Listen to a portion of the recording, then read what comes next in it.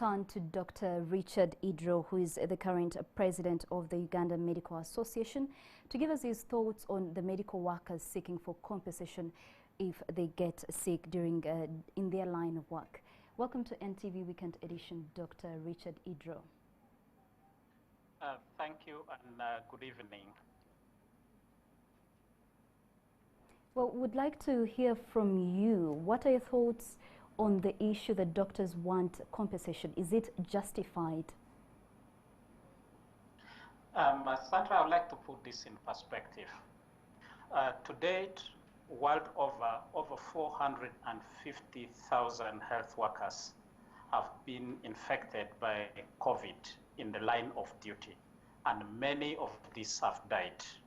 In Uganda, we have 27 health workers who have gotten infected, and all these are currently admitted in Molago and in Entebbe hospitals. We do thank God that to date, none has so far died. However, in Uganda, we think we get our priorities wrong. And I would like to put this in perspective. The health workers who are caring for COVID patients are in selected hospitals. And these health workers do not return to their homes. They work in these units. It's under extremely stressful conditions. The clothing which they put, you sweat in it incredibly.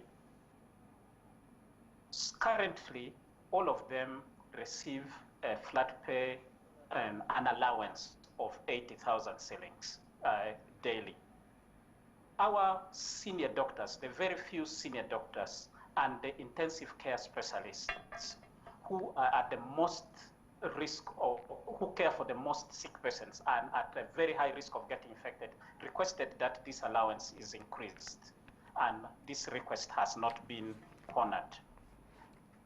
None of these health workers receives a risk allowance because this has not been provided for in the documents of the country. We have been informed that should any of the health workers get infected, they will be compensated under the Workman's Compensation mechanism, under the Workman's Compensation Act.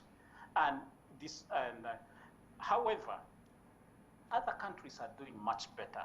A country like Ghana, which is not any different from us, has given a blanket 50% salary increase for all health workers in these very difficult times.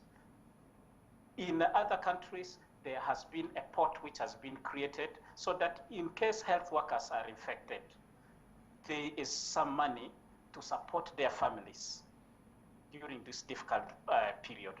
Moreover, others, there is a pot of money which has been created so that in case someone dies, that again, their family can be catered for. And so far, we have not seen any of this being done for our health workers in Uganda. All right. Although on numerous occasions, the president, if I may say, although on numerous occasions, the president has said that health workers and scientists will be paid better. In the recent release by Ministry of Public Service, we see that our salaries will be enhanced in 2 years' time, in the 2022-2023 financial year. Okay, so Doctor, thank you so much for giving us a perspective in regards to the compensation to medical workers seeking for compensation. I can see that you clearly also agree that they should be compensated if they contract or get a disease in their line of duty, isn't it? Absolutely. So there are three things which we're asking for. That one, that they have their allowances and it is paid promptly. And two, for those who contract the disease, that we have a separate mechanism and of a pay to be given for the families of those in case we lose any of them who gets infected, that falls sick and dies, that their family is given some pay, so some compensation to support them to live through their lives. Okay, now let us now, I'm sure you've also seen reports saying that there's not really enough personal protective equipment But we also know that the medical personnel have to go ahead and help patients, Ugandans who are battling this deadly virus. What would you advise those ones that are watching us tonight to do as they wait for the Ministry of Health to give them enough equipment? What should they do to protect their health? So the infection control measures, we have the standard infection control measures: washing hands, taking time, carefully undertaking all the procedures.